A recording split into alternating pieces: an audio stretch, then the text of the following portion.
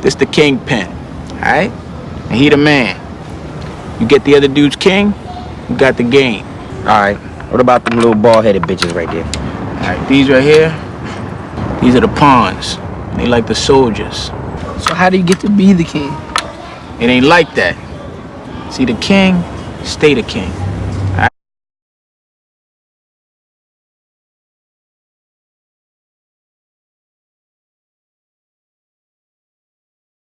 The collective mind of the internet has established that The Wire is the best TV series ever.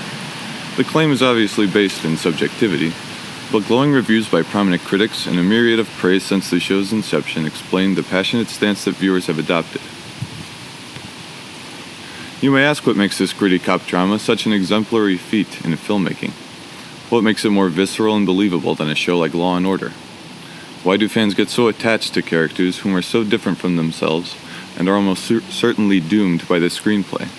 How can a television series radically impact the perspective of an entire demographic?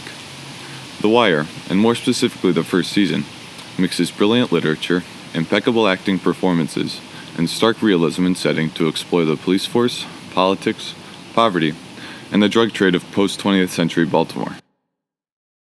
There's a true challenge in finding anything negative to say about The Wire. This being said, sitting atop all the other ingredients in creating this series is the genius of the story, and more importantly, the script. Everything that the characters say or do leads to development, and a more complete understanding of said character to the audience. Whether it's a youngin' in the terraces making a realization about his place in society and the futility of the American dream, or a hardened detective reaching a new level of dismay and frustration, every action and verse explores the unique depth and psyche of that character. Though The Wire is classified as a drama, like many great works of film, it is able to blend an element of humor with its dark and gritty subject matter, which not only provides that sense of comedic relief, but gives it more complexity and depth to be enjoyed by the audience. The first scene of the series finds Detective McNulty investigating the shooting death of a young man named Snot Boogie, who was shot after attempting to rob a dice game. McNulty begins to speak to a witness, another young man that came up in the neighborhood with the victim.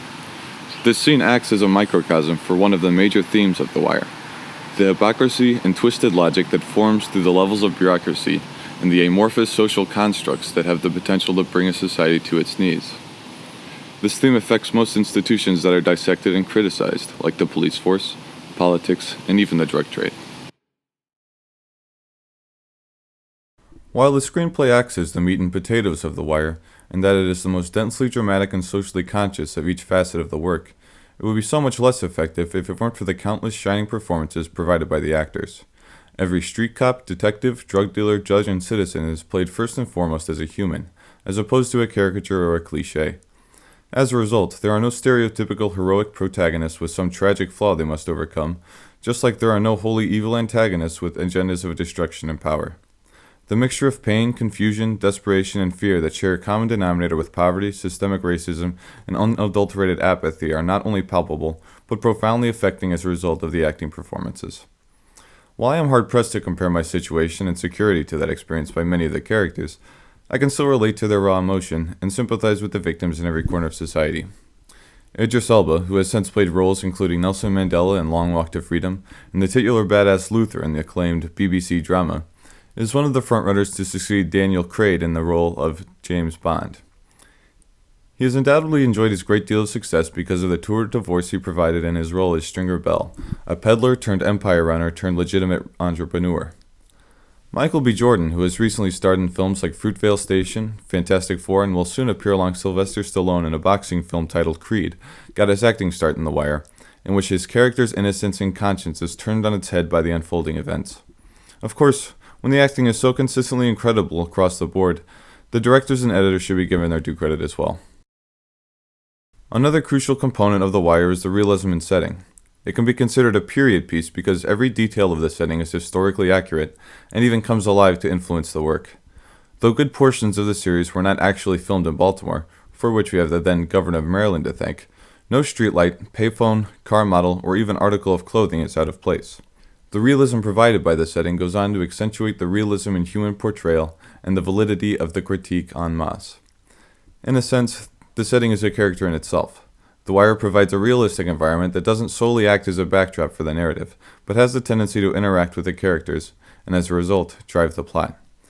The human constructs of an urban environment are not just present in a mode of passivity, they comprise a subject whose depth can be meaningfully explored. Many critics have justifiably cited The Wire as the work that revolutionized the culture of television by putting a premium on quality, creativity, and real thematic substance. In more recent years, comparable series like Breaking Bad and True Detective have been elevated to a status not dissimilar to those enjoyed by great works in cinema by filmmakers like the Coen brothers and Paul Thomas Anderson.